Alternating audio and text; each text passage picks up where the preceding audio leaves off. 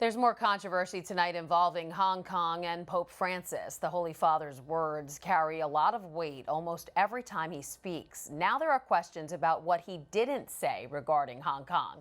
Joining us now to look at what happened is Crux editor John Allen. And John, the Vatican put out a draft ahead of what the Pope was set to say during his usual Sunday Angelus. And when the Holy Father delivered his remarks, a chunk was missing.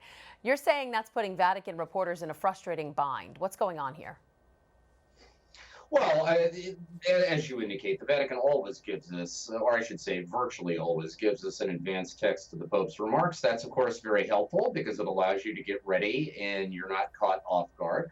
Now, and that in the trade, we say that's a text under embargo because you are obliged not to refer to it before it happens. And you're also obliged to check that text against delivery and only report what the Pope actually says.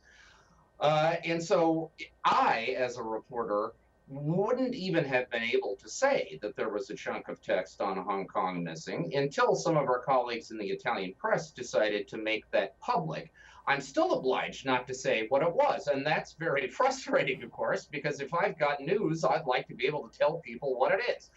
But what we do know is that the Pope, someone on behalf of the Pope, had prepared text on Hong Kong for him to read. He elected, for whatever reason, not to read it. You asked what's going on here. The only thing I can tell you is I wish I knew, because right now we still do not know what the logic was for the Pope's decision not to present the text that had been prepared.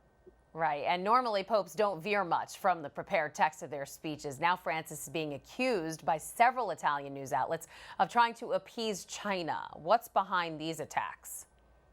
Well, he's been being accused by some Italian news outlets of trying to appease China.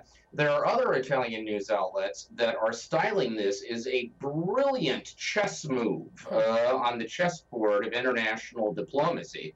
That this way, Francis was able to get his point across to the Chinese, because you can bet they've all read these Italian news sites that have the full text of the embargoed thing. But it didn't come out of his mouth, and so his fingerprints, in a direct sense anyway, aren't on it. So what's behind this sort of spin cycle? Well, I mean, you know, it's the sausage grinders of the wars of culture inside the church. It's the standard rattle and hum of right v left.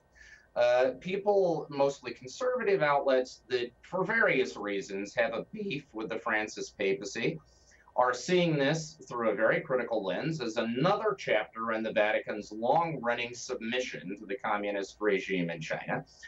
Those mostly on the left who are positively inclined to this papacy are seeing it as yet another chapter in the Pope's brilliant embrace of dialogue and, you know, rapprochement at just the right moment, his deft diplomatic touch.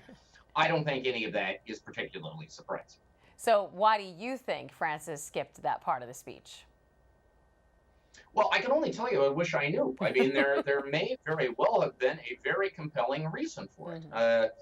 You know, some have speculated that they were getting blowback from China in advance of the speech. Now, I find that difficult to believe, given that this text only circulated an hour before the Pope spoke. I mean, if that's actually true, then whoever in the Rome embassy translated that thing and got it to the Foreign Office in China and got an answer back and got it to the Vatican in about 45 minutes, that should be your 2020 gold medalist in international diplomacy.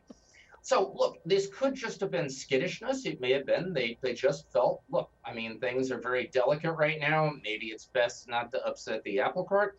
Could be there was some compelling diplomatic motive. The point is, we don't know. I would love to have an answer from the Vatican. However, the Vatican is in its own kind of bind right now, which is they take the position that if something was in a draft that the Pope didn't actually say, then it never existed. So it's a little difficult for them to comment on something they claim never existed in the first place. So that's where we are. All right. Interesting stuff. John Allen, editor of Crux. Thanks so much for being with us. You're welcome.